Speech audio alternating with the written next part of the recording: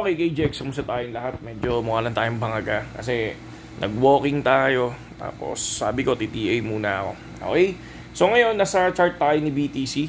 So kagabi, kung mapapansin nyo, pumasok tayo ng 14,800 to 114,800 to 115,200. So nakuha si 115,000, di ba? So ngayon, bigyan lumipad ng 116,000, no? Kung titingnan natin, 20% na rules natin is nakuha na, 20 to 40% kuha na yung TP natin. For the Pi Network, walang galaw si Pi Network kagabi. Okay? So ngayon, BTC, sa nakikita ko ngayon, medyo pagdating ng 116,700, no? 116,700, I think overbought na to, no? Overbought, no? Zone na, no? Kung titingnan natin. So for me, mas maganda kung relax muna. So hihintayin ko muna yung support zone natin na 114k to 115k. Possible kasi bumalik muna yan dyan, mga idol, no? Ngayon, bago ako papasok, kung titingnan natin, di ba? Kung titingnan natin, medyo masakit eh. Baka mamaya pumasok tayo ng umaangat, lumilipad, akala natin tutuloy. Yung pala, biglang mag-drop muna. Kaya kapag weekend, ang ginagawa ko, nag-chill muna ako. So doon ako tumitingin ng support and resistance na ano yung possible makuha ng Monday. Parang ganyan. Okay? So yan yung tinitingnan natin. So ang resistance zone kasi ay nasa 116,500 to 118,000. So si support is nasa 113,900 to 114,500.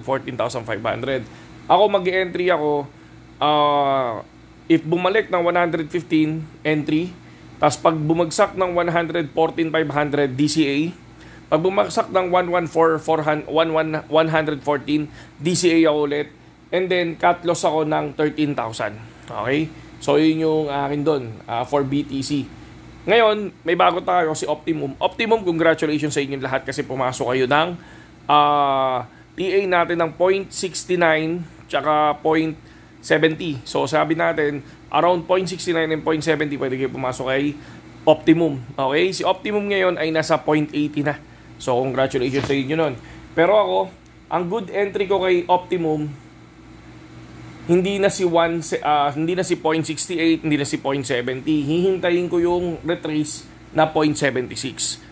Okay? Pag nag-retrace siya ng 0.76, yan, pwede akong pumasok. Tapos, sa 0.78, pwede din naman, pero kapag bumagsak yan ng 0.77, DCA ako niyan. Pag bumagsak ng 0.76, DCA ako. Pag bumagsak ng 0.74, cut loss ako niyan. So, yun yung gagawin natin dito. Ako pala. Okay? So, yun lang naman. Yung nakikita kong TA natin. At, kanina pa ako nag-check ng chart, no? Kahit sa ETH. Medyo hindi lang ako makakuha kay ETH, no? So, ayan, no? Si Optimum. So, kanina ko pa talaga tinitingnan to. Si Op, no? Kaninang-kanina pa. So, sabi ko nga, ganda ng pasok natin ng 0.68 to up 69 to 0.70, di ba? So, nag-0.80 siya. So, sabi nga natin, chill lang. Nag-0.83 pa nga eh, di ba? So, yun lang, KJX. Saludo sa inyo lahat. At, ano ba ngayon? Sunday? Happy Sunday.